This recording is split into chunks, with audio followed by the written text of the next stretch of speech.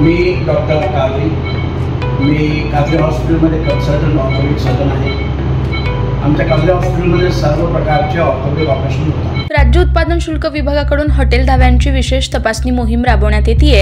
याच मोहिमेअंतर्गत शुक्रवारी दुय्यम निरीक्षक पंढरपूर मयुरा खेत्री व जवान प्रकाश सावंत यांच्या पथकानं कातेवाडी तालुका मोहोळ येथील हॉटेल गणराज या धाब्यावर छापा टाकला असता धाबा चालक तानाजी श्रीपती वाघमोडे राहणार कुरुल हा ग्राहक शिवाजी लहू ओहळ व भिनाजी लक्ष्मणराव पांढरे यांना हॉटेलमध्ये दारू पिण्याची व्यवस्था करून देत असल्याचं आढळून आलं। तपास अधिकारी यांनी तिन्ही आरोपींना ताब्यात घेऊन शनिवारी प्रथम वर्ग न्यायदंडाधिकारी कोर्ट क्रमांक 2 मोहोळ श्री पी.जी. माहळणकर यांच्या न्यायालयात हजर केलं असता हॉटेल चालक यांच्याकडून 25,000 रुपये व दोन्ही मद्यपी ग्राहकांना प्रत्येकी 1,000 रुपये दंड वसूल करण्यात आला आहे। एका अन्य कारवाईत दुय्यम निरीक्षक रोहिणी गुरव यांच्या पथकानं सोलापूर पुणे महामार्गावर कोंडी तालुका उत्तर सोलापूर येथे पुलाच्या खाली सर्व्हिस रोडवर पाळत ठेवून अंकित शिवाजी राठोड वय वर्ष 20 राहणार मुळेगाव तांडा हा त्याच्या निळ्या रंगाच्या हुंडाई कंपनीची कार क्रमांक MH12 FB 9638 मध्ये रबरी ट्यूब मधून अंदाजे 300 लिटर हातभट्टी दारूची वाहतूक करताना आढळून आल्यानं त्याच्या विरुद्ध महाराष्ट्र दारूबंदी कायदा 1949 चे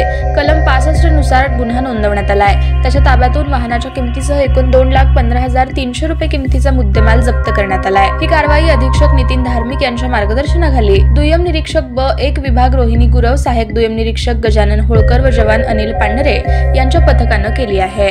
नवीन वर्षाच्या पार्श्वभूमीवर राज्य उत्पादन शुल्क विभागाकडून एकूण 6 पथके जिल्हाभरात नेमण्यात आली असून त्या पथकात निरीक्षक, दुय्यम निरीक्षक तसेच जवान संवर्गीय कर्मचारी यांचा समावेश आहे।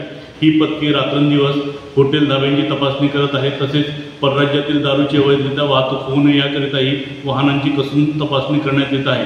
सर्व हॉटेल्स ज्यांना नवीन वर्षाच्या पार्टीचे आयोजन करायचे आहे त्यांना आवाहन करण्यात येते की त्यांनी या विभागाकडून नवीन वर्षाच्या पार्टीकरिता 1 दिवसीय क्लब परवाना मंजूर करून घेण्यात यावा।